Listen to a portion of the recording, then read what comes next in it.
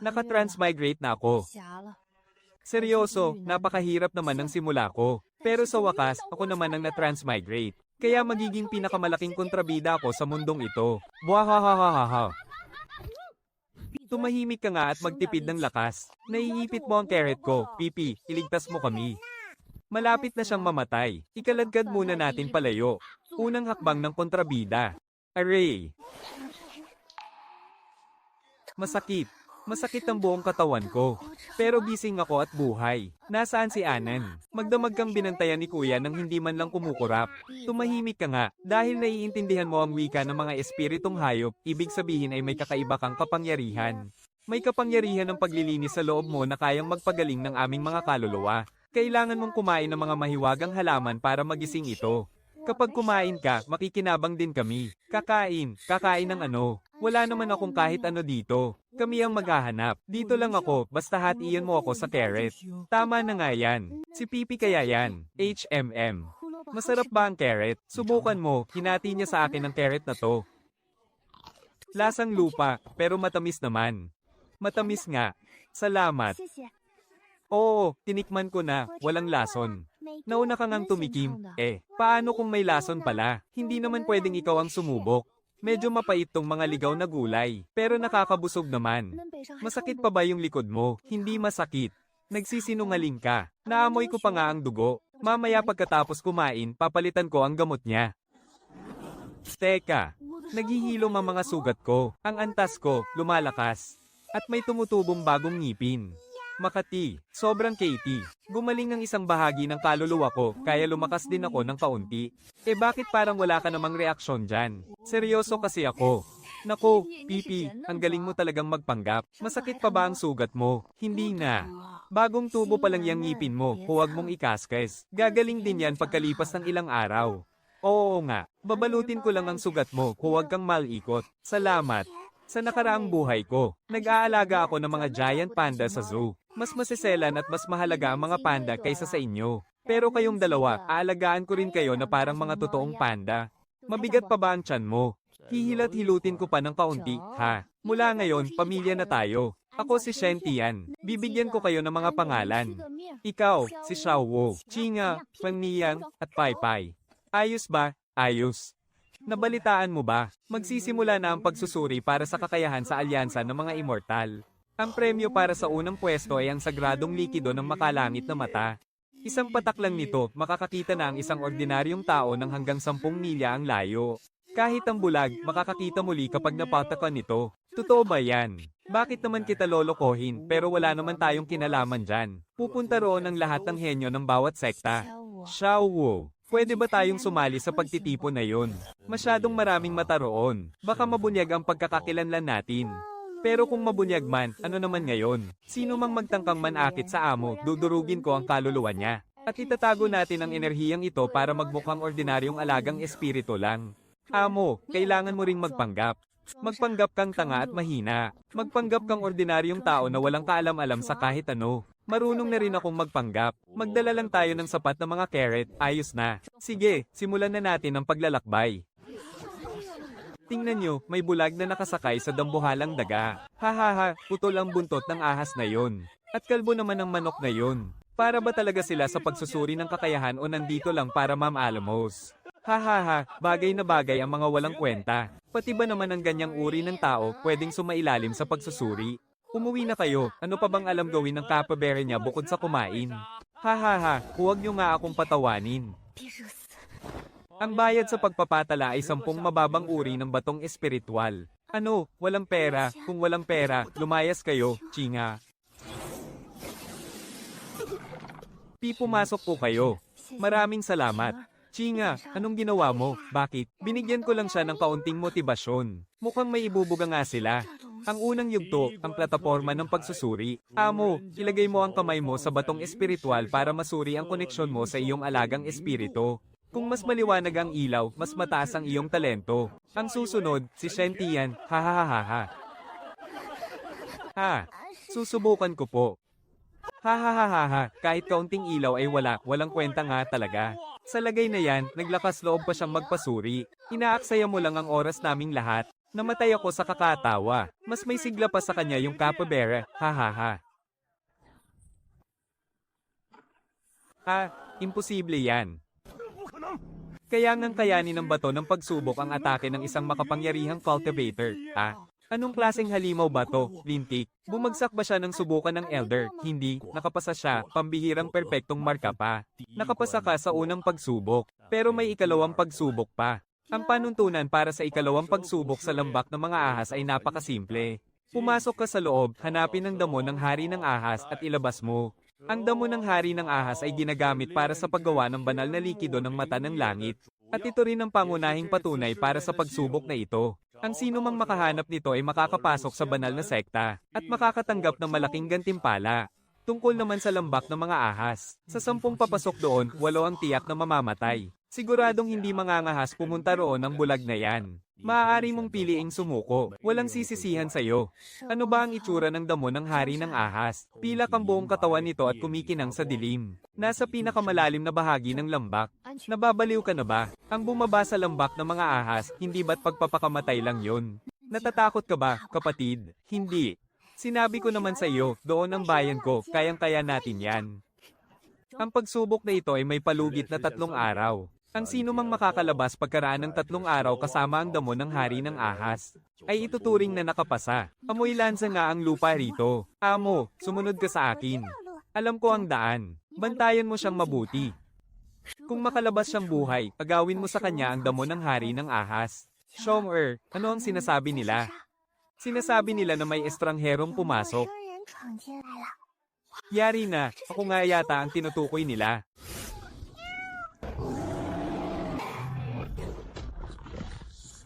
Xiaowu, bakit ka sumigaw kanina? Isang maliit na itim na ahas lang, may lakas pa ng loob na magmagaling. Chinga, mukhang dumami pa sila. Lumuhad kayo. Anong nangyari? May galang sila. Palakas ng palakas ang nakakalasong usok. Amo, takpan mo ang iyong ilong at bibig gamit ang basang tela. May malaking nilalang sa harap. Hindi lang malaki, dambuhala talaga.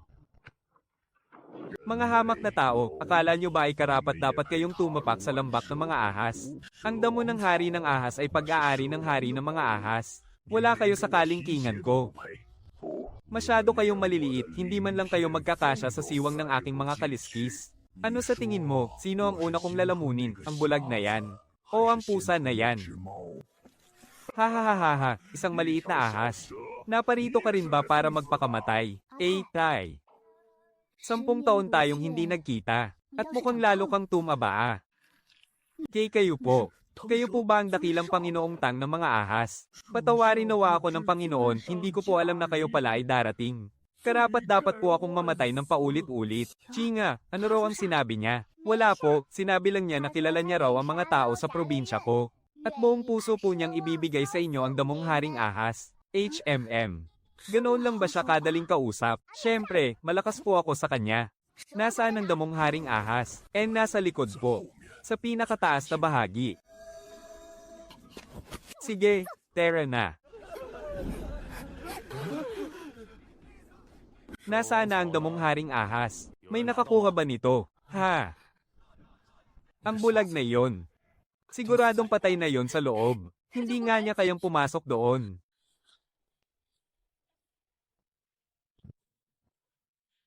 Bibuhay siyang nakalabas at paano siyang walang kahit isang galos. Elder, ito po ba yon? Isang pambihirang at pinakamataas na kalidad ng damong haring ahas na mahirap matagpuan sa loob ng 100 taon. Paano mo yan nakuha? HMM. Naglakad lang ako papasok, binunot ko, tapos naglakad ako palabas. Opo, ganoon lang. Hindi ka ba inatake ng mga ahas doon? Mga ahas, wala naman akong nakitang mga ahas Baka nagpapahinga sila ngayong araw. Pumasa ka sa ikalawang pagsubok. Sandali. Ayon sa patakaran, ang sino mang makapasa sa 2 pagsubok bukod sa pagpasok sa sektang immortal, ay makatatanggap din ng isang bote ng espiritual na likido ng banal na mata. Ginawa ito mula sa mga naipong damong haring ahas sa paglipas ng mga taon.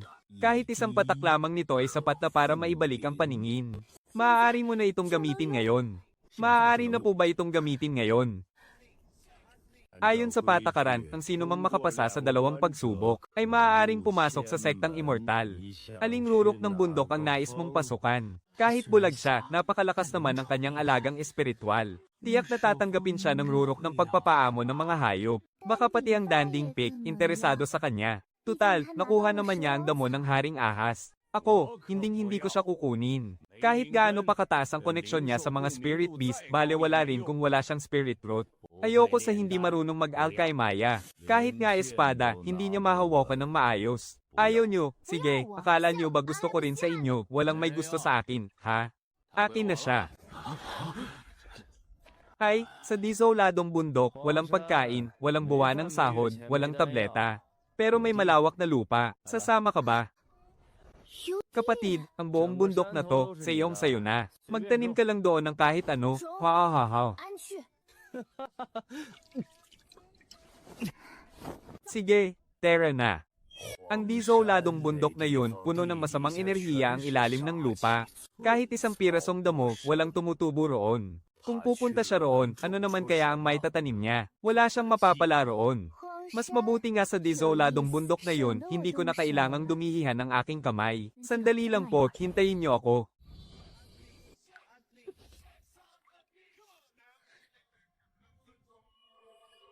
Nakakakita na ako. Xiaowu, sapat na ba ang napanood mo? Diyos ko po. Ang pusa na kay tagal kong niyayakap, ay isa palang tigre.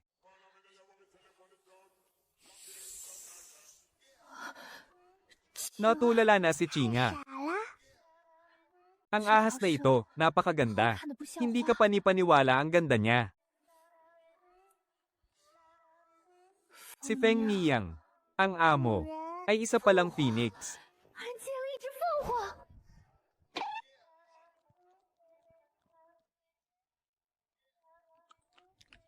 Pipi, sige na, ayos lang. Hindi ka pa rin nagbabago. Ikaw talaga ang pinakatotoo sa lahat.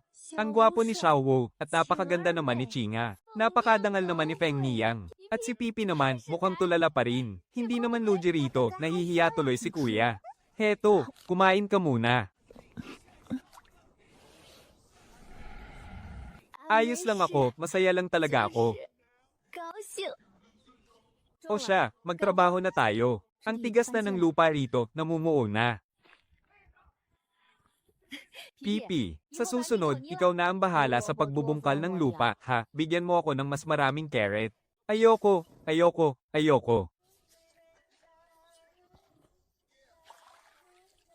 Aba, nagawa nga talaga ng batang ito na magtanim. Ito, nabuhay nga talaga. Ang kapangyarihan mo ng pagdadalisay ay pumasok sa lupa sa pamamagitan ng binhi. Napakasarap, bunsong kapatid. Ang espiritual na enerhiya ng carrot na ito ay bumisag sa hangganan ng lakas ko na 5 taon nang nakabara. Mula ngayon, ako na ang kukuha sa lahat ng gulay mo. Umaapaw ang espiritual na enerhiya rito. Magse-set up lang ako ng barrier. Sobrang nakaka-relax panoorin si Pipi habang umangat-ngat ng labanos. Junior sister, ako nang gagawa ng balangkas. H, hindi tama ang pagkakasuporta mo rito. Dapat ganito. Ay, ito naman ay gagamitin para sa tag-init. P para pampalamig kay Pipi. Salamat, senior brother. G, gusto niya rito. Ay, ito naman ay gagamitin sa pagluluto. Ako mismo ang gumawa nito. Mas pipuro ito kumpara sa nabibili sa labas. Senior brother, marunong ka rin palang gumawa ng asin. Simpleng chemistry lang yun, di ba? Junior sister, nabalitaan kong nakapagpatubo ka raw ng isang kayamanan. Patanjin nga, patanjin. Diyos ko, mukhang naging espiritu na tong labanos na to ah. Anong nangyari sa alaga ko? Baka napadami lang ang kain. Junior sister, mula ngayon, ako na ang bahala sa mga balita mo. Ay, hindi. Ako na pala ang magbabantay sa taniman mo. Anong balita ba ang gusto mong malaman? Ayla livestream ko, si Ling Feng, sa buong sekta. Senior sister, ano ba yung livestream na sinasabi nyo? Ito yun, i-record ko tapos ipapamahagi ko sa buong sekta para mapanood ng lahat. Junior sister, maghintay ka lang dyan. Gagawan kita ng isang espesyal na ulat ang himala sa tiwangwang na bundok. Isang dalagita sa bangungot na kapagpatubo ng pambihirang espiritual na gulay. Magandang araw sa mga manonood, ako po si Tang Linga. Narito po ako ngayon ng live sa taniman ng tiwangwang na bundok. Tingnan ninyo, mas malaki pa ang labanos na ito sa ulo ko. Ganoon ba talaga kaingay si ikatlong senior sister palagi? Oo, mauna na muna tayong bumalik. Junior sister, huwag mong kalimutang kainin ang braised pork Napakataba talaga ng lupang ito. Napakabilis lumaki ng labanos. Haha, nene, mukhang napakahusay ng pagkakatanim mo ng mga gulay na ito Sino po kayo? Ako ang elder ng Danding Pavilion, si Elder Zhao. Napadaan lang ako rito at naamoy ko ang matinding espiritual na enerhiya. Elder Zhao, magandang araw po. Ano lang po, itinanim ko lang po yan ng basta-basta.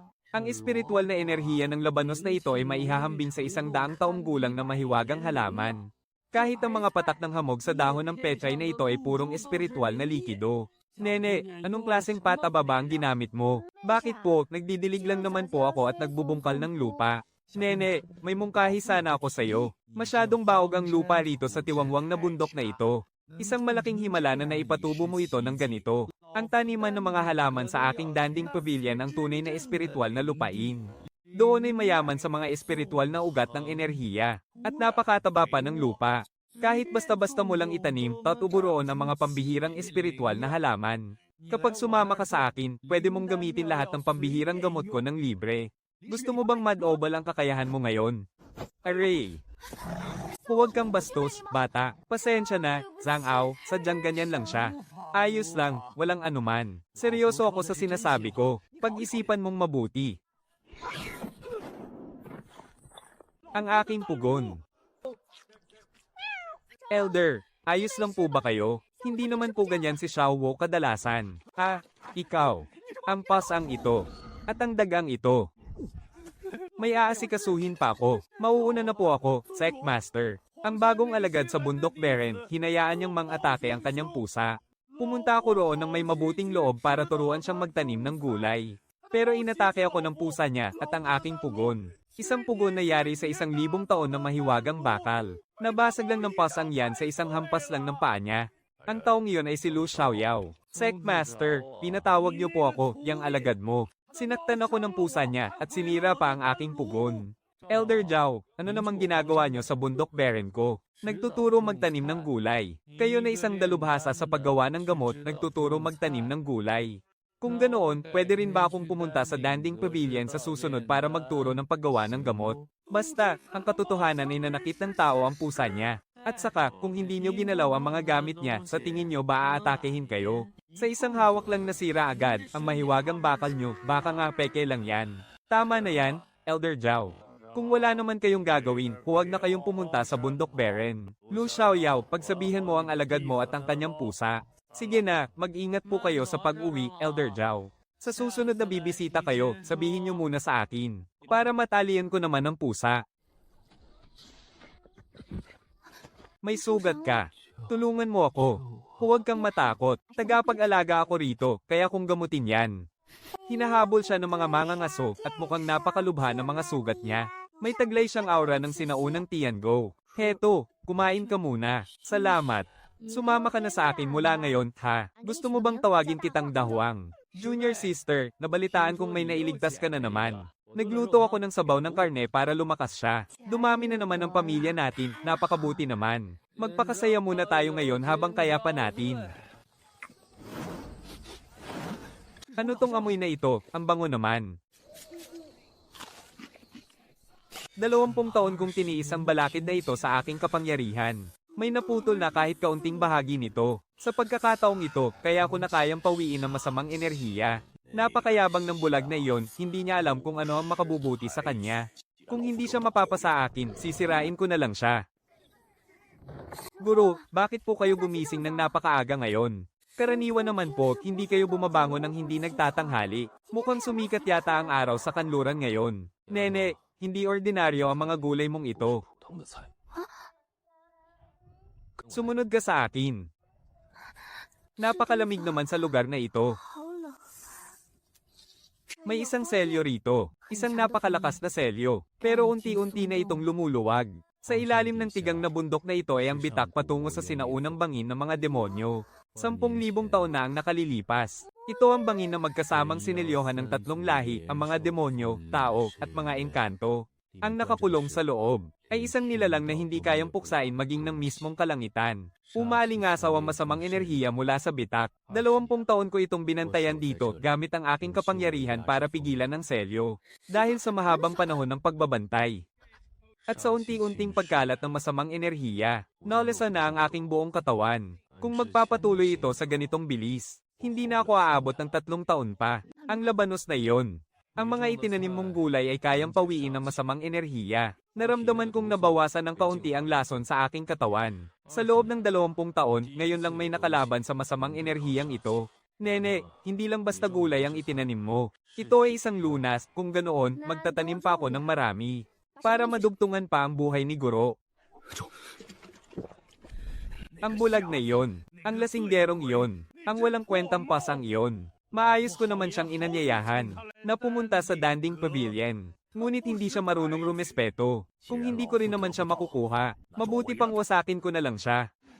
Pipi, anong nangyari? May nag-uumpok ang mga bagay. Napatungo sa taniman ng gulay. Ang mga gulay mo.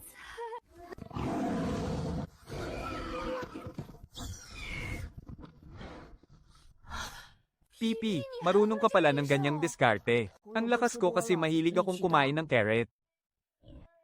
Nawala man ang mga gulay natin, may karne naman tayo ngayon.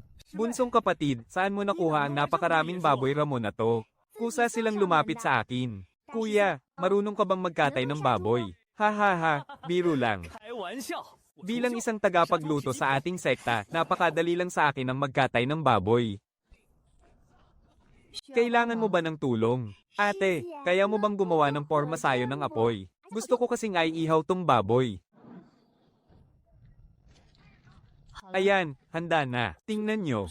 Kapag umiikot ito ng dahan-dahan, magiging pantay ang luto nito. Bunso, nagpaihaw ka pala nang hindi ako iniimbita. Ako na ang baalang magpahid ng honey. Sinisiguro kung malutong ang labas pero makatas ang loob. Iya, ano ba ang inihahanda nyong ay ihaw riyan?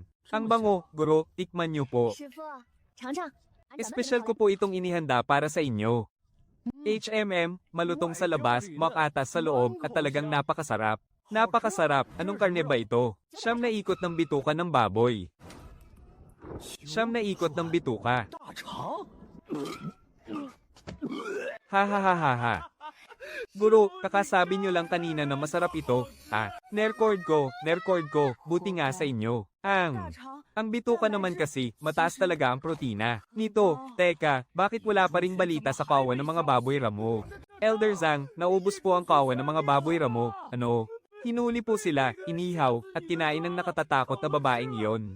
Ang buong bundok po ay may malaking silo-salo ng inihaw. Mainit na balita, si Elder Zhao ng Danding Pavilion nagpakawala ng mga baboy ramo kagabi para sirain ang taniman ng gulay sa bundok. Pero kaming mga nakababata, ginawa silang masarap na inihaw. Para sa iba pang detalye, abangan ang susunod na kabanata. Simulan nating muli.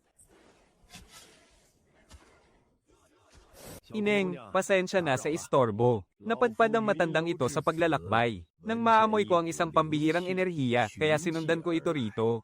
Ang mga pambihirang insektong ito ay may kakaibang potensyal. Nakatago sa loob nila ang isang napakalakas na enerhiya. Naglakbay na ako sa buong mundo ng daan-daang taon. Pero hindi pa ako nakakita ng mga munting nilalang na kasing talino at kasing galing nila. Salamat po, Lolo. Sila po ang aking pamilya.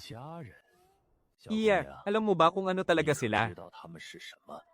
Kahit ano pa man sila, pamilya ko pa rin sila. Sige.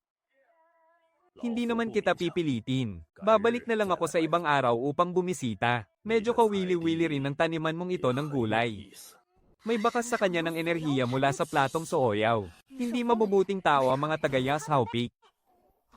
Paubos na ang mga carrot. Naintindihan ko, magtatanim ako bukas. Lolo, nagbalik po kayo. Nagpalit po kayo ng kasuotan. Hindi na ako magpapanggap. Ngayong araw, gagamit na ako ng dahas. Iya, magdamag na nag-isip ang matandang ito pagka-uwi ko kagabi. Ang ilang espiritong alaga mong iyan ay talagang hindi mo kayang kontrolin. Mapagpahalaga ang matandang ito sa mga pambihirang talento. Ayaw kong makitang masayang lamang sila rito sa liblib at mapunong kabundukan mo. Hindi sila sa akin. Sila ay pamilya ko. HMPH, pamilya. Alam mo ba talaga kung ano sila? Wala akong pakialam kung ano man sila. Basta't kasama ko sila, sila ay pamilya ko lang. Hindi na magpapaligoy-ligoy pa ang matandang ito. 10,000 dekalidad na espiritong bato. 10 bote ng mga tabletang nagbabalik kaluluwa. At 1 dekalidad na mahiwagang kagamitan. Kapalit ng 4 mong espiritong alaga. Hindi ko sila ipagbibili. Iya, kinakausap kita ng maayos. Kaya huwag kang umasta ng ganyan at tanggihan ang kabutihan ko. Alam mo ba na sa alyansa ng mga sekta ng immortal, may karapatan ng Yashao Peak na kumpiskahin ang mga espiritong alaga na walang nagmamay-ari. Ang mga espiritong alaga mong ito ay walang anumang kasunduan o katibayan ng pagmamay-ari sa iyo. Sa madaling salita, hindi mo sila pag-aari. Ang pagsama nila sa akin ang pinakasunduan namin. Hindi ko kailangan ng papel na iyan. HMPH, napaka-inosente mo naman. Ang platong sooyaw ay sadyang ginawa para pasukuin ang lahi ng mga demonyo. Kahit gaano pa sila kalakas, hindi sila makakatakas sa gintong liwanag na ito. Huwag kang mag-alala, hindi ko sila sasaktan. Iuuwi ko lang sila upang sanayin ng mabuti. Pakawalan mo sila. Huwag kang aalis dyan. Pinunong Lin Q. Ang lakas ng loob ng matandang to mula sa Yashao Peak na pumunta rito sa bundok Huang para magnakaw. Su Xiaoyao, ikaw na isang walang silbi ay gusto pa ring makialam. Walang silbi. Papaano? Hindi ba't nawasak na ang kapangyarihan mo dahil sa masamang enerhiya? Sinong nagsabing nawala na? Tinatamad lang akong gamitin ito. At saka, marami akong nak-A na labanos kamakailan. Kaya maganda ang pakiramdam ko ngayon. Ang lakas ng loob mong hawakan ng mga gamit ng alagad ko. Nababaliw ka na ba? Iyan ang pinaka-importanteng kayamanan ng Yashao Peak. Kung hindi ko kayang bayaran, sige, hulihin mo na lang ako. Sino ang lintik na nanggugulo rito sa bundok Huang? Oh, taga Yashao Peak pala ah. Pumunta rito para agawin ang espiritong alaga ng aking bunsong kapatid. Nagpaalam ba muna kayo sa kutsilyo ko? Huwag niyo siyang hayaang makatakas.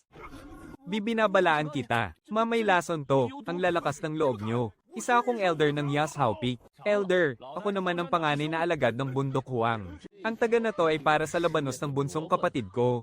Ang taga na to ay para naman sa kanyang repolyo. At ang isang to, walang dahilan. Gusto lang kitang tag-aim. Sabihin mo sa mga kasamahan mo sa Yashao Peak bawal kayong pumasok sa bundok Huang.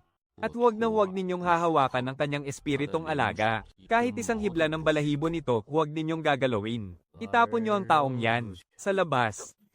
Lu Xiaoyao, humanda kayo, hindi kayo mapapalampas ng Yashao Peak. Uminom ka muna. H, hindi ako umiinom ng alak. Sa susunod na mangyari ito, huwag ka nang sisingit sa unahan. Tagatanim ka lang ng gulay, trabaho naming makipaglaban. Pero, mas marunong lumaban si Xiaowo at ang iba kaysa sayo. Kaya hindi mo na kailangang hamarang sa harap. Tama siguro. Bunsong kapatid, ipagluluto kita ng masarap na nilagang buto-buto mamayang gabi. Gagamitin natin ang karne ng mabangis na baboy ramo kahapon para pampakalma sayo. Babalik pa kaya ang Lin Shu na yon? Kapag bumalik siya, lalabanan uli natin siya. Gagawa ako ng isang automatikong pambabala. Para malaman natin agad kapag may umaakyat sa bundok. Salamat po, ate. Kuya, salamat po, guro. Ano ka ba, pamilya tayo. Saka paubos na nga pala ang mga carrot natin. Malaking lakas ang naubos sa laban natin ngayon. Bukas na bukas, magtatanim ako para mapuno ang buong lupa. Narito na silang lahat ang puting tigre, Tengshi, Phoenix, at Xuanwu. Hindi rin naman nasayang ang pagpunta ng walang silbing si Lin Shu. Kahit papaano, natulungan niya akong alamin ang tunay nilang lakas. May amoy ng estranghero sa mga rosas. Pipi, tayong dalawa. May tao sandali, hindi sila tao.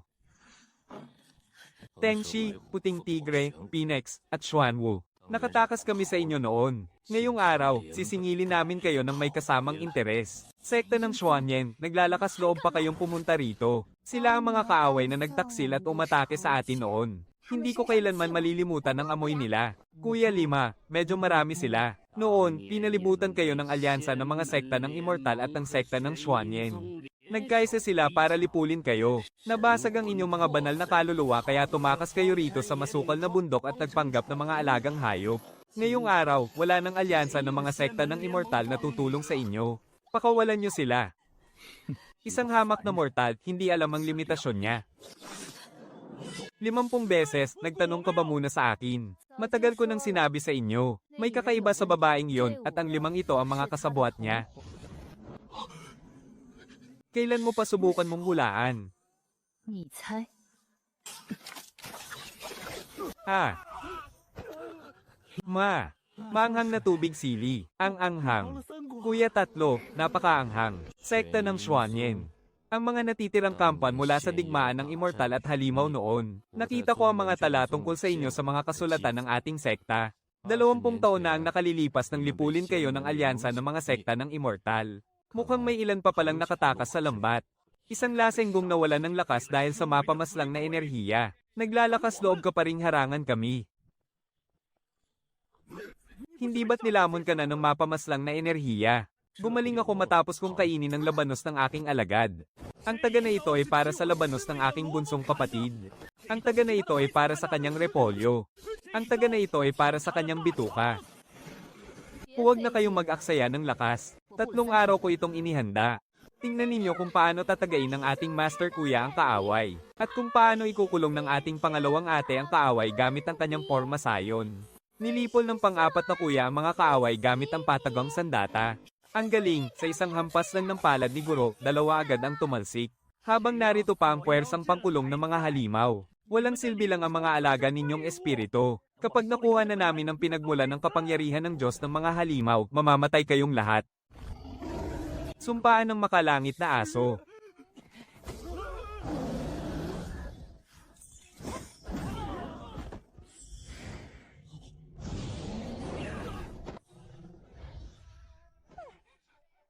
Dawang, okay ka lang ba? 没事吧？ Kailangan mo pa ba ang 还 carrot? 有吗？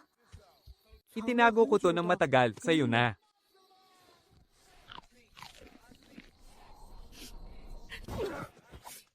Sabi ko na nga ba, ang sekta ng Xuaning ang mga natitirang kampa noon. Sinong nagpadala sa inyo rito? Ihihiganti kami ni Kieshoy.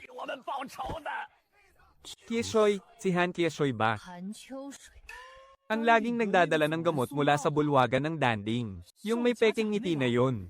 Sabi ko na nga ba, masamang tao siya. Ako si Ling Feng, matagal ko nang napansin na kainahinala ang mga galaw niya. Eh ako rin. Ganyan din ang naramdaman ko. Hindi natural ang mga ngiti niya. Han Kieshoy. Hinding-hindi ko makakalimutan ang pangalang yan. Mga manonood. Matagumpay na natapos ang aming pagtatanggol sa desyertong bundok. Panalong panalo ang panig natin. Ubus ang lahat ng kaaway. Paki-like at share naman po. Maglinis na kayo rito. Ipunin ang mga bangkay at sunugin gamit ang inyong enerhiya. Bukas na bukas din, sisingilin na natin si Han Kieshoy. Dawang, ang galing mo kanina. 好厉害！ Eh ako nga rin, hindi ko alam na may ganoon pala akong kakayahan. Matapos itong maitago ng napakatagal. Sa wakas, nagamit ko rin.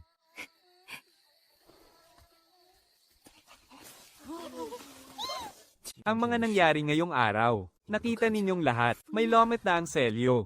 Kumakalat na ang aura ng pagpatay. Hindi na magtatagal ang harang ni Amo. At yung si Han Kieshoy na yun. May iba pang tao sa likod niya. Ang itim na paro-parong yun. Hindi sa kanya ang kapangyarihang yun. Diretsohin mo na kami.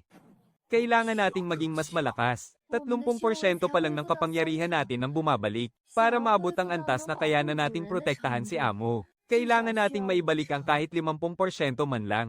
May paraan ako.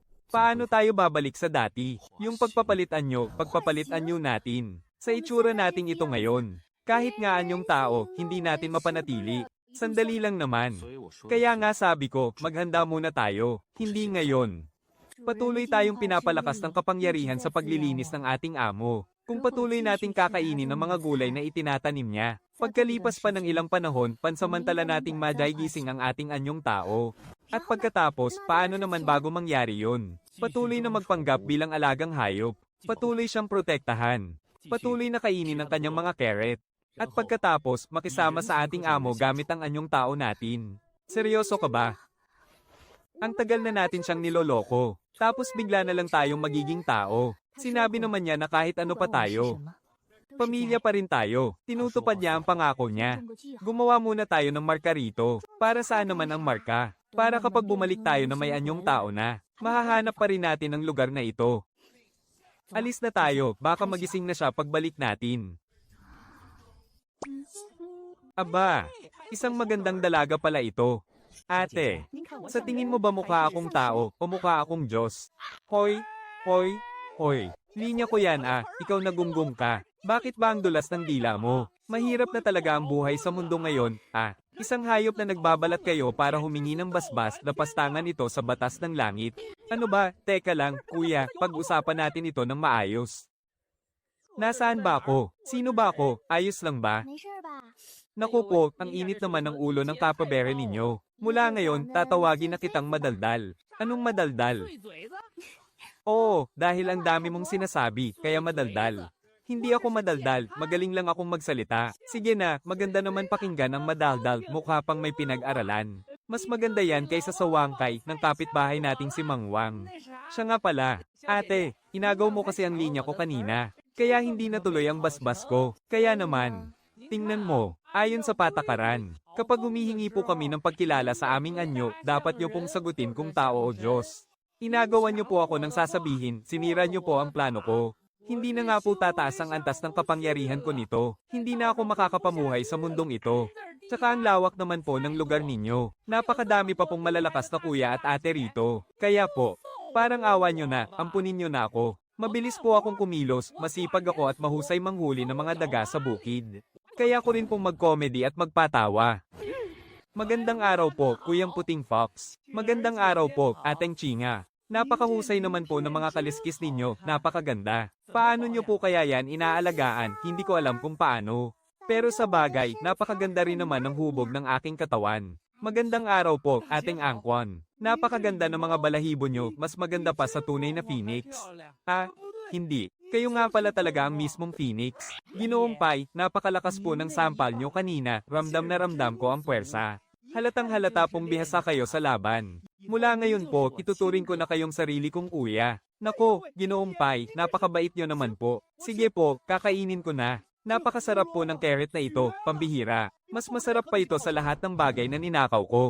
Ay, talinghaga lang po yun, nagpapatawa lang. Halimbawa lang po talaga. Sige, manatili ka rito. Pero huwag kang gagawa ng gulo. Huwag po kayong mag-alala, simula sa araw na ito, ang madaldal na tulad ko ay opisyal ng kabilang sa bundok ng Huangshan. Kapag may nangapi sa atin, magtatago ako sa likod ni Ginoong Pai para murahin sila. Tumahimik ka nga. Ate, paano nyo po naitanim ng ganito kaganda ang mga carrot na to? Sa bayan ko kasi, kahit anong itanim mo, hindi tumutubo. Dahil ito sa lakas ng pagpupuri pika. Kahit sabihin ko, hindi nyo rin naman maiintindihan. Nako, may ganyan pala kayong kakayahan. Kaya pala umaapaw ang mahiwagang enerhiya sa taniman na ito. Amoy na amoy ko na po ito kahit napakalayo ko pa. Sa totoo lang po, sinundan ko lang talaga ang bango kaya ako nakarating dito, hehe. Bunsong kapatid, handa na ang agahan. May nilagang tadyang ng baboy ngayon Ano ba tong bagay na to? Hindi po ako basta-basta bagay. Bago lang po ako rito. Bunsong kapatid, may napulot ka na naman bang kung ano? Opo, ayaw na nga pong umalis. Anong ayaw umalis po ang pinagsasabi nyo? Medyo naging mabagal lang ang utak ko. Sige na nga, basta nakakain, pwede na. Halika na, kain muna tayo. Anong tingin ninyo sa nangyari kay Han Keshoy? Nagtanong-tanong na ako tungkol sa mga gwardya sa piitan. Ilang beses na silang nagpalit ng mga nagbabantay doon. Lahat sila ay mga tauhan mula sa hukuman ng disiplina. Master Shen mismo ba ang nagbabantay? Naglagay ako ng sensor sa labas ng selda niya na nakakaramdam ng bawat yanig. Kapag gumalaw ang mga kadena ng higit sa normal, tutunog agad ang alarma. May silbi ba yan? Hindi ko pa naisip. Kaya nga mas lalong kainahinala ang lahat. Ano sa tingin mo, kapatid? Siguradong hindi niya ito palalampasin ng ganoon kadali. Kahit ano pa ang balak niya. Basta't nangahas siyang pumunta rito sa bundok Huang. Ipapakita ko sa kanya kung paano ko tatere ng mga buto niya gamit ang aking patalim. Naglagay na ako ng 9 na patong ng mahiwagang pananggalang sa paligid ng bundok Huang. Kahit isang langaw lang ang pumasok doon, malalaman ko agad. Ako naman. Gumawa ako ng automatikong pambugan ng apoy. Isang mas pinatinding bersyon ng tubig sili. May bersyon din na may malagkit na putik. At ako naman si Ling Feng, magpapatrolya ng walang pahinga araw at gabi. Kahit lamok, hindi makakalusot dito. Kaya huwag ka nang mag-alala, maaari ka nang mapanatag. Sino ba talaga ang Han Keshoy na yan? Mukhang napakalakas niya. Siya ang masamang tao na nagtangkang agawin ng mahiwagang alaga ng ating kapatid. Pero pinatumban na natin siya. At ngayon ay nakakulong na siya sa piitan. Naku naman. Kaya siguradong mapanganib ang taong iyon. Pero huwag kayong mag-alala, binibini. Kahit hindi ako marunong makipaglaban, ako naman ang baalang sumuporta at mag-cheer sa inyo. Anong ginagawa mo riyan? Nako, Master Pai, pinatakot mo ako ng husto, nagtatanong lang naman ako kung anong ginagawa mo. Nagtatago lang ako ng mga buto ng pino, baka kasi magkaroon ng taggutom kapag sumapit ang taglamig. Master Pai, napakagaling mo talagang maghanda para sa hinaharap. Sige, maraming salamat talaga sa iyo, Master Pai. Sinasalakay ang tribo ng Phoenix. Bilisan ninyong sumak lolo, nasa panganib ang bundok Fenki. Ha? Nakatanggap ako ng hudyat ng saklolo mula sa aking mga katribo. Nakisabuatan ng mga tiwaling Phoenix sa tribo ng demonyo. Pinalilibutan at inaatake nila ang sagradong lupain. Ang posibilidad na makapasa sa pagsusuri ng apoy ng Phoenix gamit ang ukit sa tableta ng Shihan Sandalwood. Chi-Chen, pero totoo ang tawag ng saklolo mula sa ating dugot lahi. Nabihag ang mga supling ng ating lahi. Malubhang nasugatan ang nakatatanda. Kahit bitag pa ito, kailangan ko pa rin pumunta. Mag-uusap muna tayo. Sino ang pupunta at sino ang may iwan? May iwan ako.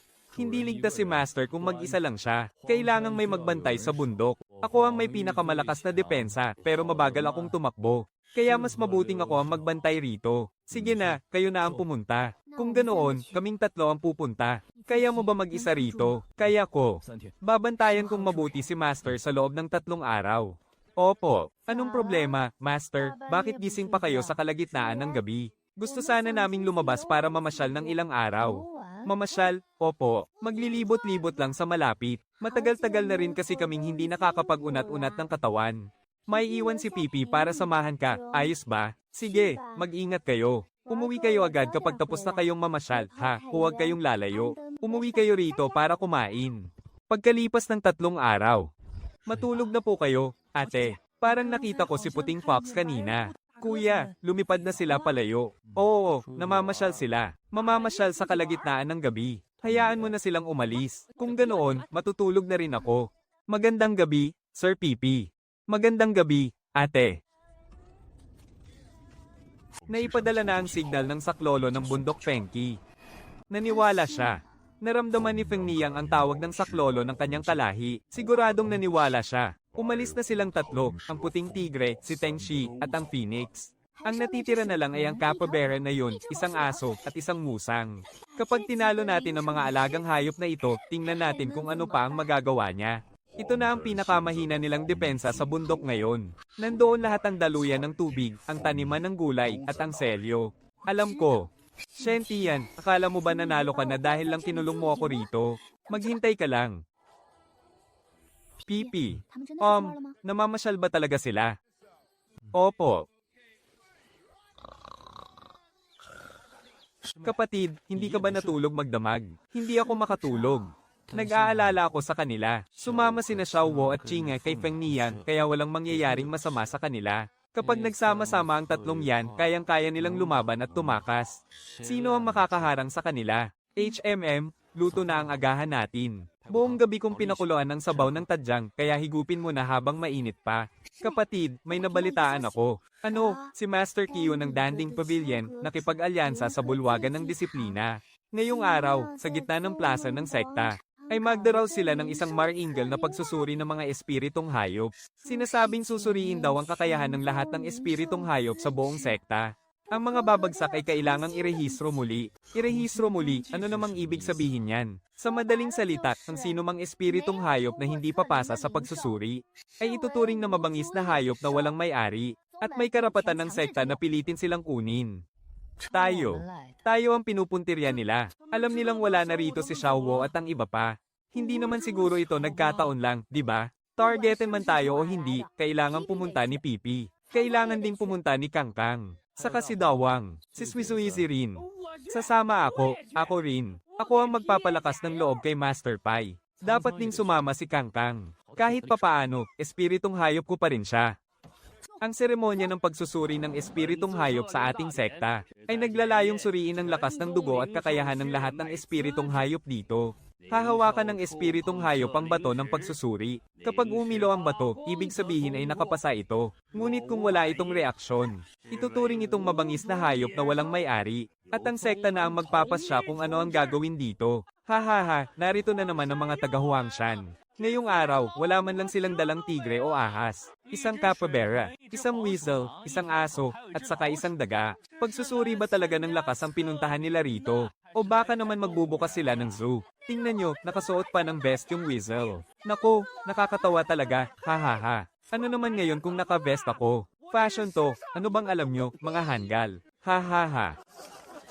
Una sa lahat, ang espiritong hayop ng Huangshan na si Swizuizi, umakyat ka na sa entablado. Ha ha ha ha. Ano namang kayang gawin ng weasel na yan, magnakaw ng manok? Ha ha ha, kahit kaunting ilaw, wala man lang.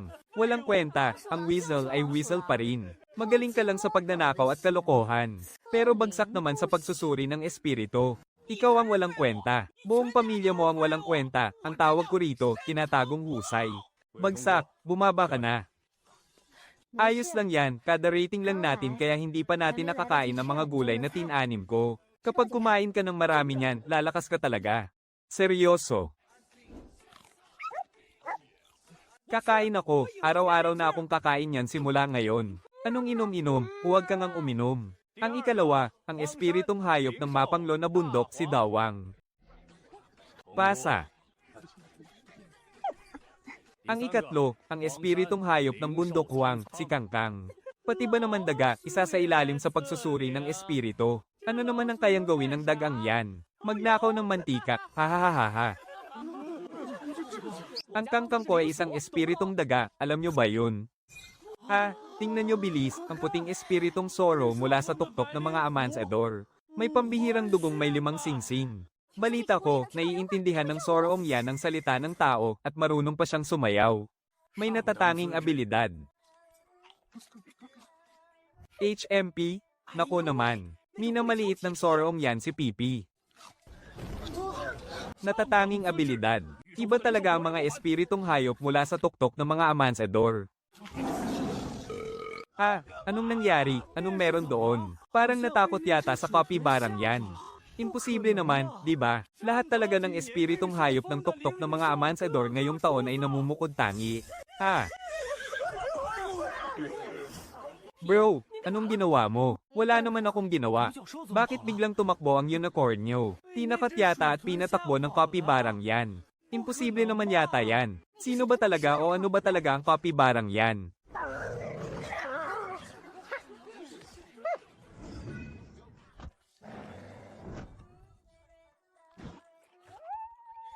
Naku naman, Pipi. Ano bang klase ng lakas o aura ang mayroon ka? Bakit? Lahat ng makakita sa iyo ay nagtatakbuhan. At ngayon, ang huling espiritong hayop ng bundok Huang, si Pipi, ay aakyat na sa entablado. Wala ba talaga siyang kwenta? Pero bakit nga ba tumakbo ang unicorn nyo kanina? Baka nagkataon lang on. Aha. Natunaw ng sipon niya ang bato ng pagsubok. Grabe ka talaga, Pipi. Gawa ba sa banal na tubig ang sipon mo, ang lupit mo? Medyo mainit lang ang katawan ko nitong mga nakaraang araw. Anong klaseng halimaw ba to? Noong nakaraan, naghasik lang ito ng kaguluhan. Ngunit ngayon, tuluyan na itong nagbago ng anyo. Sinong may tissue riyan? Pahingi nga ng isa. Pamumunasan ko lang ang pawis ko. Ang capybarang iyon. May kakaiba sa kanya. Bantayan ninyong mabuti. Kasalukuyan ko na po itong ipinapagawa.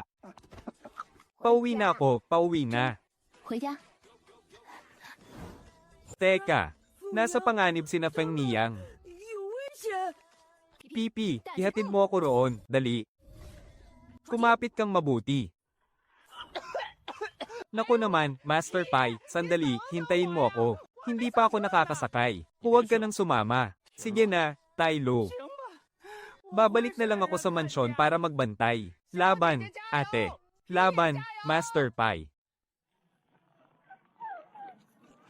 Ito ba ang lahi ng mga Phoenix? Wala naman palang binatbat. Panginoon, lumalaban pa rin po sila. Hayaan mo sila. Patayin na lang silang lahat. White Tiger, Teng Shi. Kababawi pa lang ng inyong lakas. Nang-ahas pa kayong maglakbay rito para lang mamatay. Feng Niyang, tumakas na kayo habang may oras pa. Kami na ang haarang sa kanila. Hindi ko kayo iiwan. Kung hindi, walang makakatakas sa atin. Ito ang apoy na inihandog sa akin ng Panginoon ng kadiliman, na sadyang tumutupok sa mismong kaluluwa. Kayang buhayin muli ng apoy ng nirvana ng mga phoenix ang inyong katawan. Ngunit kapag natupok ang inyong kaluluwa, makakabangon pa kaya kayo mula sa mga abo. Xiao Wu, Chinga, sumunod kayo sa akin, dali. Hindi mo sila kayang harapin ng mag-isa, ako ang haarang sa kanila. Kuya. Huwag kang mag-alala, ayos lang ako. Narito na ang babaeng iyon. Mabuti na rin iyon para sabay-sabay ko na kayong tapusin. Panginoon, kailangan na ba nating umurong muna? Paano kung may dala siyang mga kakampi? Bakit tayo aatras? Sa isang karaniwang tao at isang kapibara lang, mga walang silbi. Kahit ilan pa kayong lumapit, mamamatay kayo sa kamay ko. May isa na naman palang naghahanap ng kamatayan, Pipi. Ilayo nyo rito ang mga bata. Umalis ka na, ako ang haarang sa kanila. Isang hamak na mortal, nagbabalak pang hamarang sa amin.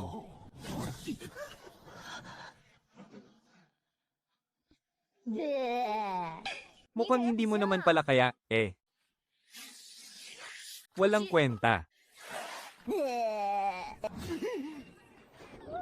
Ha ha ha ha ha. Naku naman, pulang-pulang sa lawal na may disenyong bulaklak ng peony. Napakasining naman ng panlasa ninyong dalawa, napaka-romantiko. Ay, ikaw. Naghahanap ka talaga ng kamatayan. Feng Niyang, kapag nagkaroon ng panganib, huwag na huwag kang babalik sa bundok Huang. Chinga, Xiao Wu, umalis na kayo, pero paano ka? Ayos lang ako, nandito naman si Pipi. Susunod agad ako. Hindi ka makakatakas. Binibining Pipi.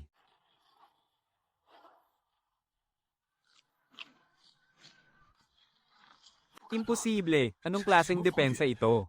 Mas mabuting umatras muna bago ako mapahamak. Paalam na sa inyo. Shen Tian, hinding-hindi kita palalampasin. Hinding-hindi.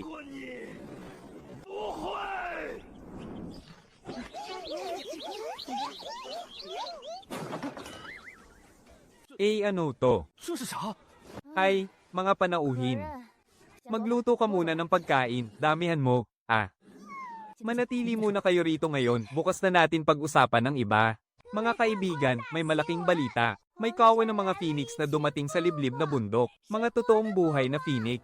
Naku naman. Binibini, ibig sabihin ba niyan ay sinalakay mo ang mismong pugad ng mga phoenix?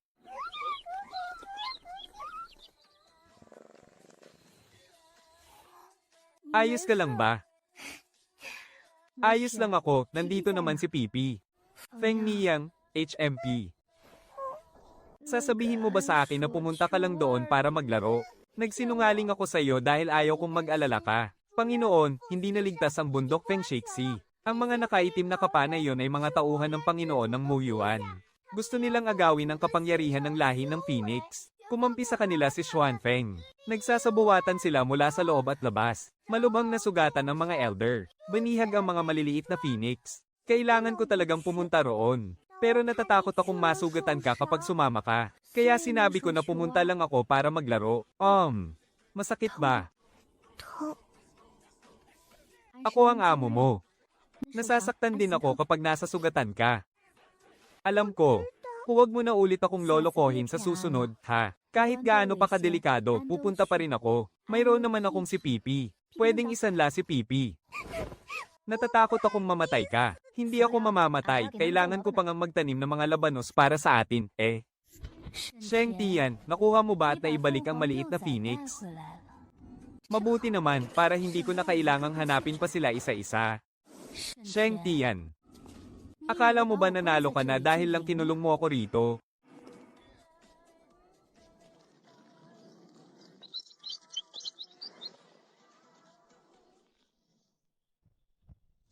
Junior sister, sinarhan ng bulwanggan ng disiplina ang Watergate. Sabi nila, nakasira raw si Pipi ng mga kagamitan noong dakilang seremonya ng espiritu. Dapat sagutin ng desert ang bundok ang kabayaran. Itinigil ang daloy ng tubig. Magkano ba ang kailangang bayaran? 50,000 at 10.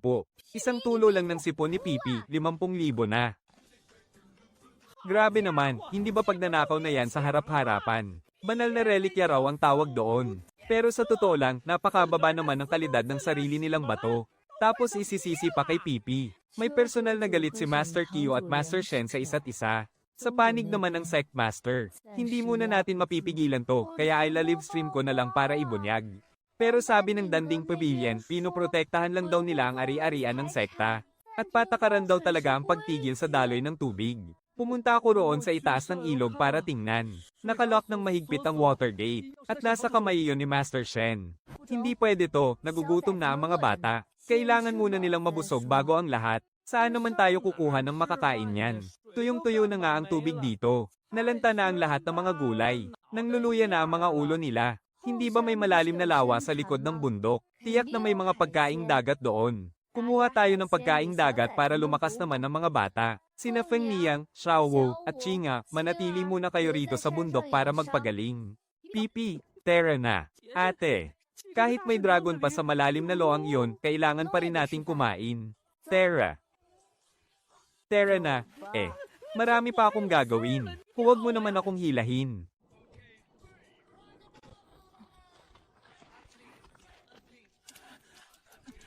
Ate, heto, bumababa sa ilalim itong tatlo. Kung hindi bababa, hulihin na lang natin sa pampang.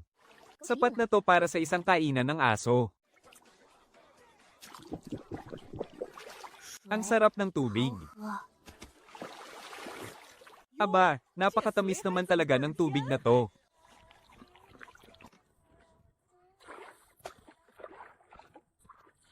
Ate, sa galing mong yan, saang trabaho ka ba yumaman noon? Noong nakaraang buhay ko, nag-alaga ako ng mga giant panda. Parang ganoon din naman kapag nagpapakain ng isda. Hoy!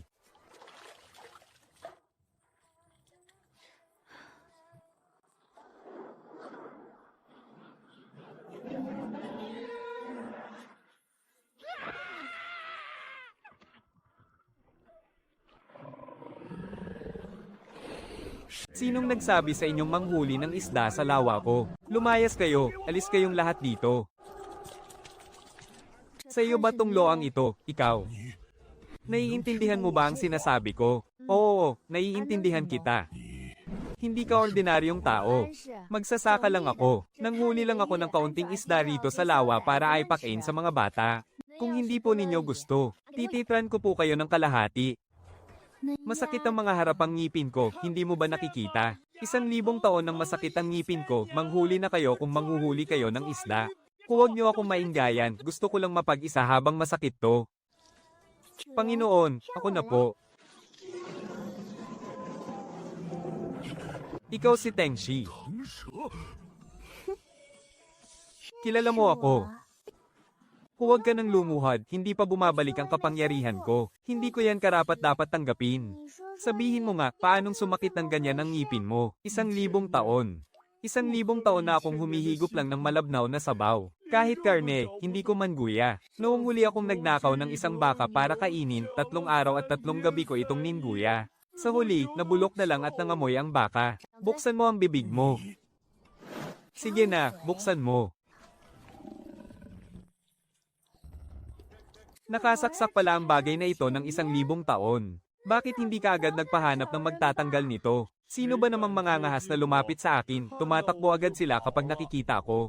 At hindi ko naman ito matanggal ng mag-isa. Hindi maabot ng dila ko. Hindi maipasok ang mga kuko ko. Hi. Kuya Dragon, paano mo na kayang tiisin ang nakalipas na 1,000 taon? Kahit isang tao man lang na makakausap o makakakwentuhan, wala ka. Nagtiis lang ako sa sakit ng ngipin ko. Ako nga, 10 araw pa lang dito, parang magkakasakit na ako sa sobrang bagot. Napakasakit naman po ng naging buhay nyo rito. Tutulungan ko po kayo.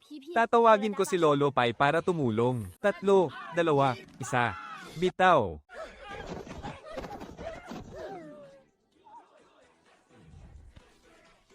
Heto, kumain ka ng carrot na tinanim ng amo ko. Hindi na masakit. Hindi na masakit. 1,000 taon. Sa wakas, hindi na masakit. Oh, Kuya Dragon, huwag ka namang umiyak dyan. Kapag umiiyak ka, naiiyak na rin ako. Kunin mo ito. Mamaya, papatingnan ko kay Adaw kung kaya niyang gumawa ng bagong asarol. Sige po. Ito ang perlas ng dragon. Kapag inilagay mo ito sa tubig, ang ordinaryong tubig ay magiging banal na tubig. Kaya nitong magpatawag ng hangin at ulan. Ibinibigay ko ito sa iyo. Salamat po. Sa susunod, kung may kailangan ka, hanapin mo lang ako sa malalim na lawa. Ang pangalan ko ay... huwag na nga lang. Masyadong mahaba ang pangalan ko. Tawagin mo na lang akong Lauhei, haha. Nako, Kuya Lauhei, masyado naman kayong nahiya. Mula ngayon, magkapitbahay na tayo. Bisita ka sa amin kapag may oras ka para makapagkwentuhan naman tayo. Dapat madalas tayong magkita, walang problema roon. Tara na, umuwi na tayo at magluto ng sabaw ng isda.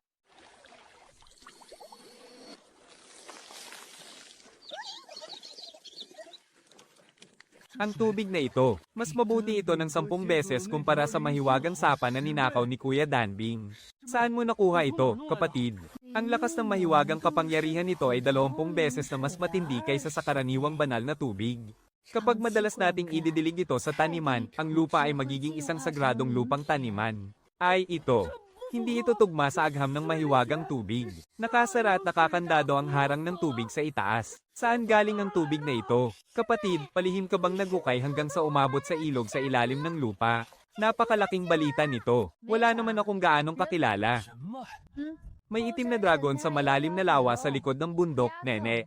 Tinulungan ko siyang bunutin ng espada. Ibinigay niya ito sa akin. Itim na dragon. May dragon talaga sa likod ng bundok. Wow, sigurado akong sobrang itim niyan. Ang mga kaliskis niya ay kasing laki ng takip ng kawali at umiiyak pa siya. Grabe siyang humagulgol kapag umiiyak. Nakita mo ba, nandoon mismo ako sa harap niya noong oras na yon. Nasa tabi lang namin si Lolo Pai. Tinitigan lang siya ni Lolo Pai ng matalim. Aba, biglang naduwag at naging maamo. Hindi man lang makakilos sa takot. Tumahimik ka na nga, kapatid. Ang ibig mong sabihin, tinulungan mo ang isang dragon na mabunutan ng ngipin. At pagkatapos, binigyan ka niya ng isang hiyas, na kayang gawing mahiwagang tubig ang ordinaryong tubig. Oo, ang perlas ng dragon. Ibinigay ni Lauhei. Lauhei, pinangalanan mo ang isang dragon na Lauhei. Siya mismo ang nagsabi niyon, masyadong mahaba ang pangalan niya kaya hindi ko matandaan. Sa ating mga manonood, naibalik na ang supply ng tubig sa bundok Huang. At mas malinis pa ang kalidad ng tubig ngayon kumpara rito noon. Nagmumula ito sa itim na dragon sa likod ng bundok, isang totoong buhay na itim na dragon. Tinulungan siya ng aming kapatid na bunutin ang kanyang ngipin. Ito ay isang eksklusibong balita, eksklusibo. Gusto ko ring humarap sa kamera. Dalian mo, kunan mo ako, itutok mo sa akin ang kamera, bilis. Ang swerte mo naman, medyo lang. Luto na ang sabaw ng isda, kumain muna tayo. Saka na natin pag-usapan yan bukas.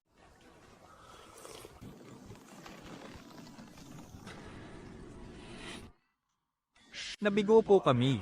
Walang silbi ang inyong alagad. Bigla na lamang sumulpot ang Saintes. Kasama ang capybara na yon. Isang tunay na capybara. Sa tindi ng depensa niya, kahit ang buong lakas na atake ng inyong alagad ay hindi man lang siya naggasgasan. Mahiwagang pagong, iyon ang mahiwagang pagong. Ang sinaunang mahiwagang pagong. Normal lang na hindi mo siya kayang saktan. Panginoon, may isa pa pong bagay na nais iulat ng inyong alagad. Tungkol po sa Saintes na yon. Siya.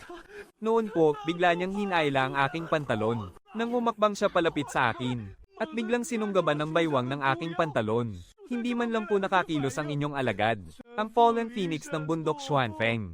Isang batang phoenix. Si Zuan Fengyi. Nakita ng lahat ng aking kasamahan ang malaking pulang salawal ng inyong alagad. Yung may berda pa ng bulaklak ng peony. Ha. Ituloy mo. Nangangako ang inyong alagad. Kung hindi ko may paghihiganti ang kahihiyang ito, ay sumusumpa akong hindi na ako magiging isang demonyo. Susunugin ng inyong alagad ang buong taniman niya ng gulay. Isa-isang hulihin ng mga espiritual na alaga niya. Patagin ninyo ang kanyang tigang na bundok. At pagkatapos, habaran siya ng pantalon sa harap ng buong sekta. Ipinahihintulot ko. Panginoon, ngunit hindi pa ito ang tamang oras. Nagtitipon ng mga sinaunang banal na hayop sa tigang na bundok. Pinapalakas sila ng dugong lahi ng phoenix. Mabilis na nanunumbalik ang kanilang kapangyarihan. Maliit ang tsansa nating manalo kung kikilos tayo ngayon. Maghintay muna tayong mas mabasag pa ang selyo. At kapag nabawasan pa ang kanilang pagiging alerto, sa oras na iyon, tuluyan nating wawasakin ang tigang na bundok mula sa ugat nito. Ipaubaya mo sa akin ang babaeng yon.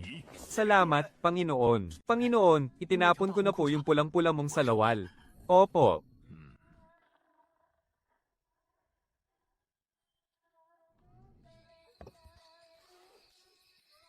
Ate, anong tinitingnan mo riyan? Wala naman. Medyo malakas lang ang hangin. Shen humanda ka. Ang kahihiyang ginawa mo sa paghubad ng salawal ko, sisiguraduhin kong pagbabayaran mo ng 10 beses. Buisit, buisit, buisit.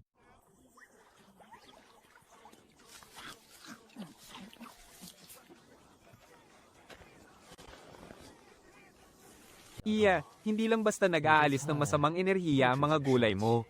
Ano po, kahapon, kumain ako ng isa sa mga labanos mo. Ang mga daluyan ng lakas sa aking katawan na sinira ng masamang enerhiya ay lumuwag na naman. 20 taon. Akala ko ay dahil lang sa punong-puno ng espiritual na enerhiya ang mga gulay mo. Pero nalaman kong hindi pala ganoon. Kayang gawing espiritual na lakas ng mga gulay mo ang masamang enerhiya. Tingnan mo kung saan mas matindi ang masamang enerhiya. Doon mas lalong sumisibol at lumalago ang mga gulay mo. Hindi ito karaniwang paglaki, kundi ginagawa nilang pataba ang masamang enerhiya at kinakain ito. Mabuti po ba yon o masama? 好事还是坏事？ Mabuti, dahil ibig sabihin nito ay lumalakas ang kapangyarihan mo na maglinis ng kasamaan. Ngunit masama rin ito. Umaapaw ang masamang enerhiya mula sa lomet ng madilim na kalaliman.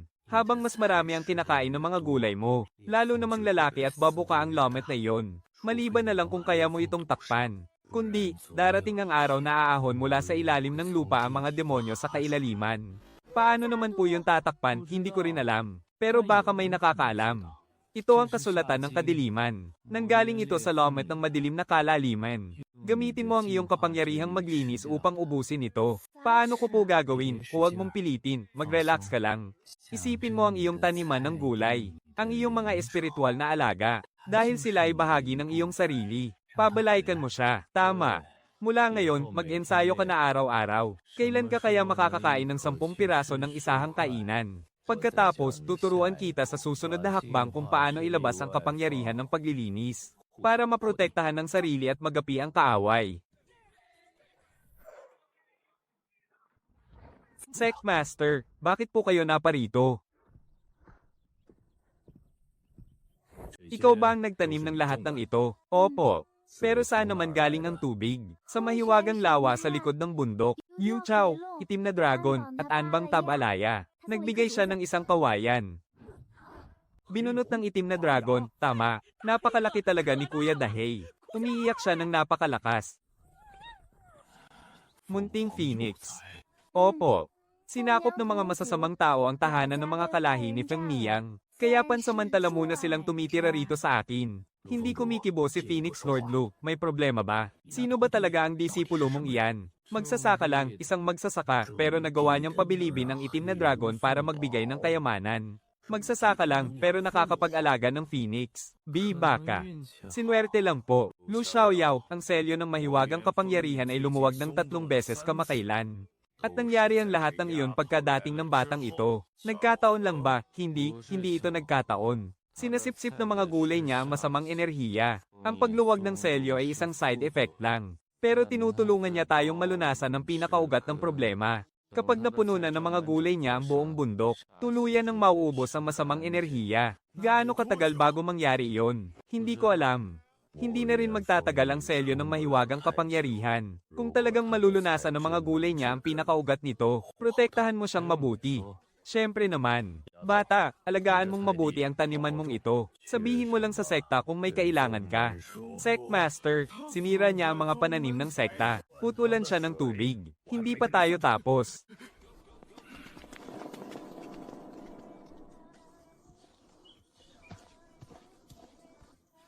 Hindi ba't ipinagtatanggol tayo ng Sect Master sa mga sinabi niya kanina? Oo. Ibig sabihin ba nito ay malaya na tayong makakagawa ng kahit ano mula ngayon? Hindi. Kailangan pa rin nating magtanim. Sa Klolo, nababaliw na ang porcupine na ito. Hinabol niya ako ng 3 li.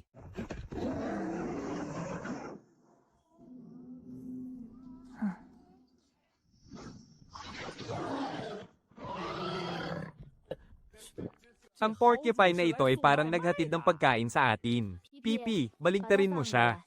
Ang daming karne, kasya to para sa 3 araw na liempo. Oo, ikaw.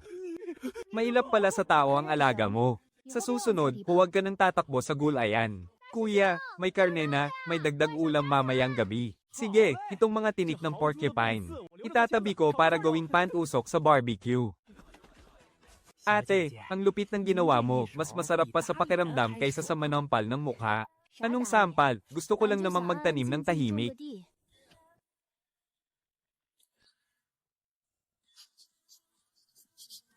Master, may bagay sa ilalim. Ano yun? Pagkain ba?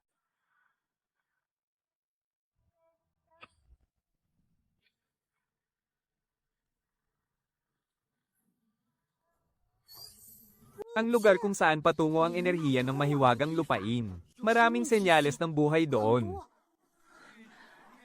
Hindi natin alam kung ano ang nasa ilalim. Pero dahil napakalinis ng daloy ng enerhiya, siguradong hindi basta-basta ang mga bagay sa loob ng tagong lupain na ito.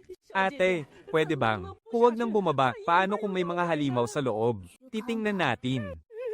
Seryoso ba? Pwede bang huwag ka namang masyadong mapangahas? Ako na ang bababa para tingnan. Bumalik ka bago magdilim.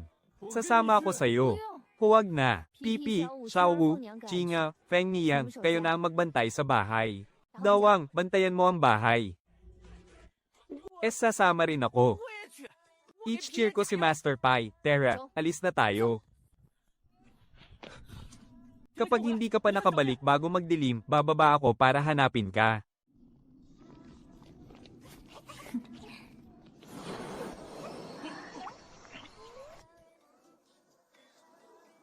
Aray ko naman.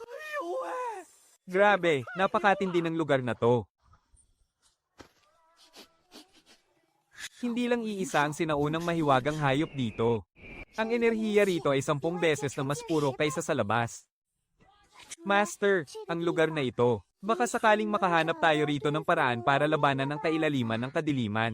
Mga sinaunang mahiwagang hayop. At nararamdaman ko rin ang aura ng lahi ng Phoenix. Hindi sila ang mga kasamahan ko sa lahi, kundi ang mga mas sinauna nating ninuno. Ang enerhiya rito ay mas siksik pa kaysa sa kuwebang pinagsasanayan ko noong rurok ng aking lakas. Ano yun?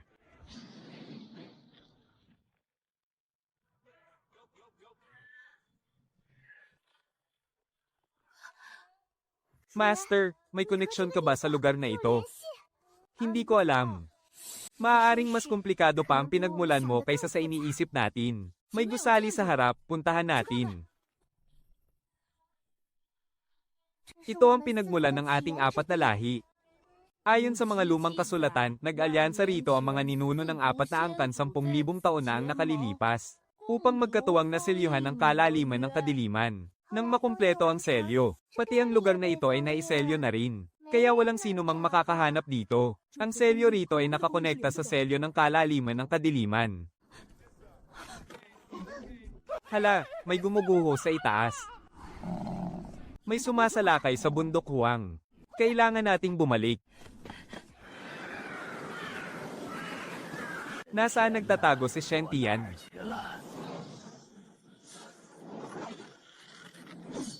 Wala rito ang aking kapatid sa sekta. Babalik na lang kami sa ibang araw. Wala siya. Kung ganoon, kukunin muna namin ang mga munting phoenix na ito, nangangahas ka. Ang dugo ng phoenix ay napakainam na sangkap para sa paggawa ng elixir. Lalo na ang dugo ng kanilang mga munting anak. Mas dalisay ito at may napakalakas na bisa. Sayang naman kung masisira ang taniman ni Shen Tian. Pero dahil wala siya rito, kukuha muna ako ng paunang kabayaran.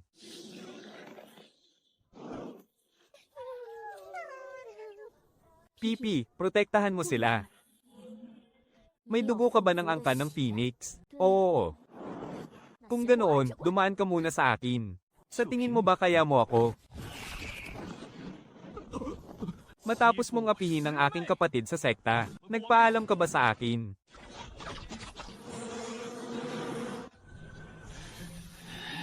Walang hiya ka.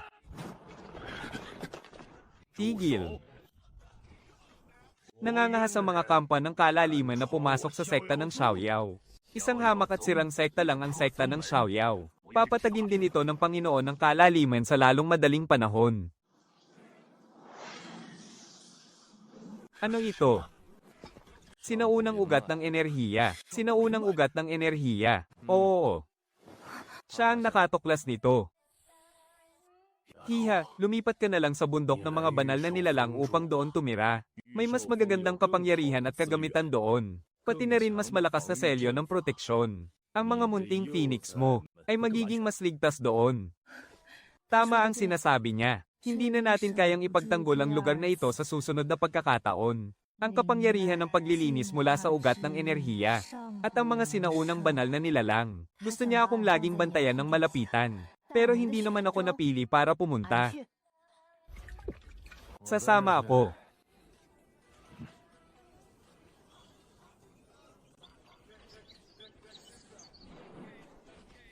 Ate, hindi maganda ang lupa sa lugar na ito. Ah, sige na, bubungkalin ko na lang mamaya.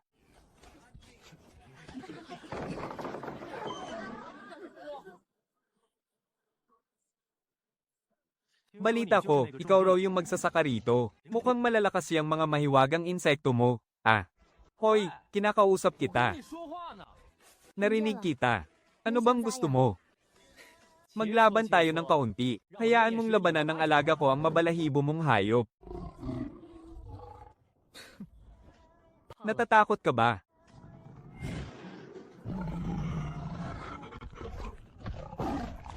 Anong ginagawa mo? Hindi ko makontrol ang mga binti ko. Huwag kang magmadali, munting puting hayop. Hindi mo pa oras.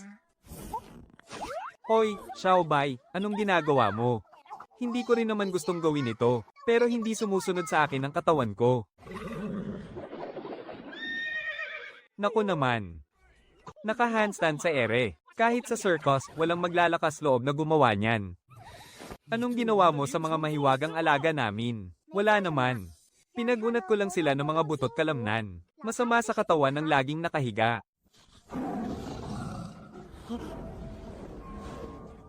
Ibaba mo ako. Hindi ba't gusto mong makipagsubukan sa akin? Ang pag-handstand ay bahagi rin ng pagsubok sa kakayahan. Para na rin masanay ang lakas ng katawan mo. Ha? Pakiusap. Sapat na yan, baka masaktan pa sila. Masusunod po, Panginoon. Grabe.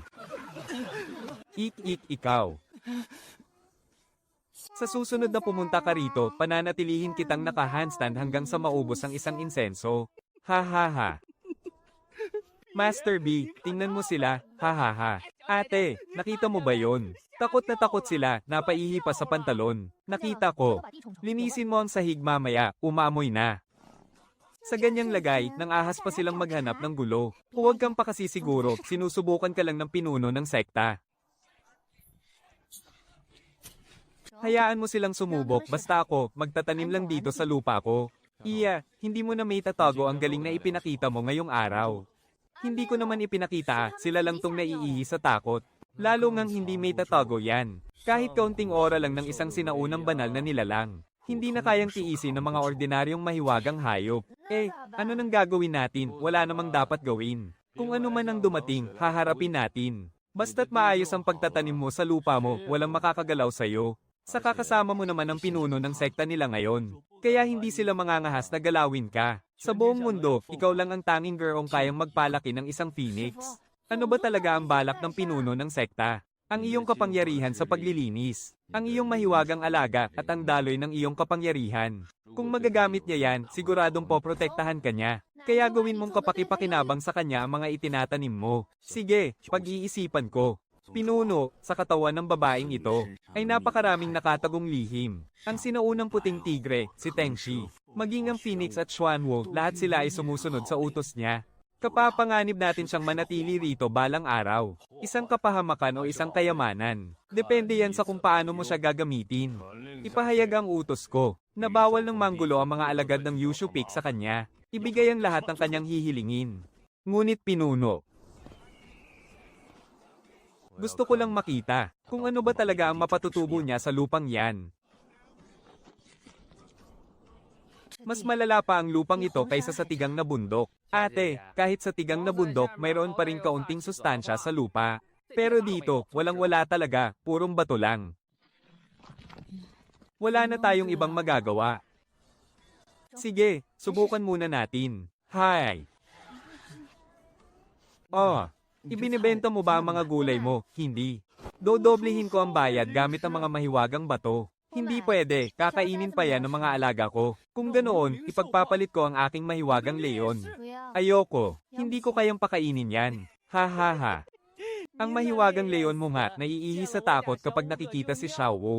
Para saan pat aalagaan yan, para gawing pandilig. Hindi ako bibili ng gulay. Kukuha lang ako ng buto, kahit isang piraso lang. Anong gagawin mo sa buto? Ako na mismo ang magtatanim. Pag uwi mo, ibabad mo muna ito ng magdamag sa mahiwagang tubig bago mo itanim. Diligan mo ito ng 3 beses kada araw. Kapag hindi yan tumubo, huwag mo akong sisisihin. Maraming salamat. Binibini, bakit mo naman binigay sa kanya? Hayaan mo na. Kung mapapatubo niya yan, talagang may kakayahan siya. Pero kapag hindi tumubo, malalaman din niya kung gaano kahirap ang magtanim. Nabalitaan mo ba? Gamit lang ang espesyal na abono at mahiwagang tubig, makakakuha ka na ng mga buto ng halaman mula kay Shen-Tian 1, 2.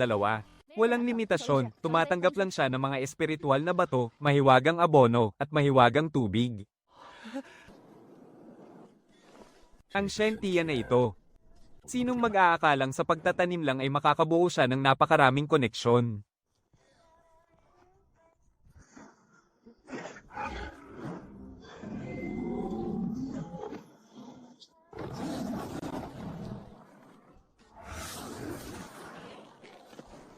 Hindi ba pwedeng magtagumpay naman ako kahit isang beses lang? Heto na naman. Tama na. Ang lalakas ng loob ng mga kampa ng Demon Abyss. Hiha, hindi na rin ligtas dito sa Yushufeng. Ang pinagmulan ng espiritual na lakas doon sa lihim na lupain na pinuntahan mo noon. Baka ang mga bagay na naroroon ang makakatulong sa atin para labanan ang Demon Abyss. Gusto po ba ng pinuno na pumunta ako roon? Hindi mo na ngayon. Hintayin nating maging handa ka na, pero huwag ka nang magtagal. Hindi na magtatagal ang selyo. Pipi. Opo. Bukas, bababa ulit tayo para mag-imbestiga. Sige po. Bababa na naman tayo sa lihim na lupaing iyon, medyo nakakatakot doon, Sasamahan kita. Ako rin. Kasama rin ako. 中， Bukas na bukas din sa madaling araw. Binibini, napapansin mo ba? Na parang may nagmamasid sa atin, oo. 有 Ito ang mga natitirang kaluluwa ng mga ninuno ng 4 na angkan. Binabantayan nila ang lugar na ito ng mahigit 10,000 taon na. Pinagmamasdan nila tayo para malaman kung karapat-dapat ba tayo. Tagapangalaga, sa wakas ay narito ka na. Naparito ako para kunin ang kahon ng selyo. Huwag kang magmadali. Masyado pang mahina ang inyong kapangyarihan. Kahit makuha nyo pa ang kahon ng selyo, hindi nyo pa rin makakayang labanan ng Demon Abyss. Kailangan nyo munang malampasan ang pagsubok ng mga ninuno. Ako ang haharap. Bilang ina po ng angka ng White Tiger, lalampasan ko ang pagsubok na ito. Naibalik na sa 70% ang kapangyarihan ko. Naka-unlock na ang kakayahang mag-anyong tao, Xiao Wu. Ako naman. Panginoon, maganda ba ako? 看吗？ Maganda. Ang ina po ng angka ng Tang Snake dahil sa panunumbalik ng kapangyarihan. Sa 70% ay bukas na ang kakayahang mag-anyong tao. Panginoon. Maganda rin si Feng Niang. 好看。 Ang ina po ng angka ng Phoenix dahil sa panunumbalik ng kapangyarihan sa 70%. Ay bukas na ang kakayahang mag-anyong tao. Ang ina po ng angka ng Xuanwu dahil sa panunumbalik ng kapangyarihan sa 70%. Ay bukas na ang kakayahang mag-anyong tao. Panginoon, bakit hawak-hawak mo pa rin ang carrot kahit naging tao ka na? Nagugutom ako. Tagabantay ng singsing, ikaw naman. Nakita mo ba, sa bawat muling pagsilang, magkasama kayo palagi. Ang kasunduan sa pagitan ng tagabantay ng singsing at ng 4 na banal na hayop ay mas malalim pa sa ugnayan ng dugo. Naalala ko na. Hindi pa buo, pero sapat na ito. 够用了。 Ang ilog ng selyo ay nasa pinakamalalim na bahagi ng lihim na lupain. Humayo ka, kunin mo ito. 拿了它， At ang kalaliman ng mga demonyo ay maseselyuhan muli ng 1,000 taon.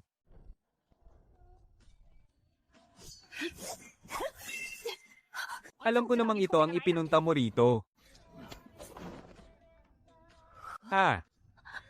Salamat, hindi ko na kailangang pumasok pa sa loob para hanapin ito.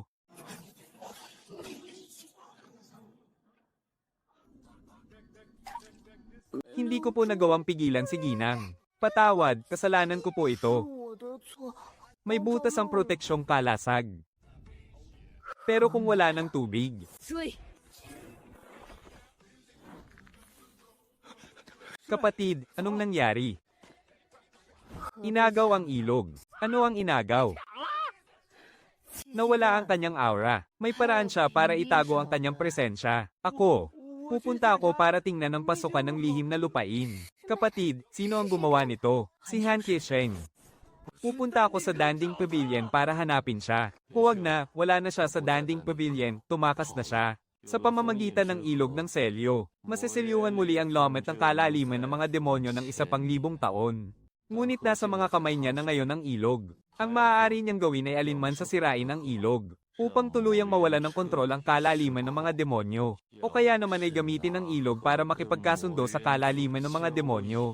Ibalik ang ilog sa kalaliman ng mga demonyo kapalit ng kapangyarihan. O di kaya palayain ng Panginoon ng kalaliman ng mga demonyo. Hahanapin ko siya at ibabalik ko siya. Alam mo ba kung saan siya hahanapin? May iniwan siyang bagay sa aking mga kamay. Kung susundan natin ito, mahahanap kaya natin siya. Mahahanap natin, pero kailangan nating maghintay. Hintayin nating kumonekta ang kanyang maitim na enerhiya sa tunay niyang katawan. Habang mas matagal siyang nagtatago, lalong lumalakas ang koneksyon nila. Magpagaling ka muna.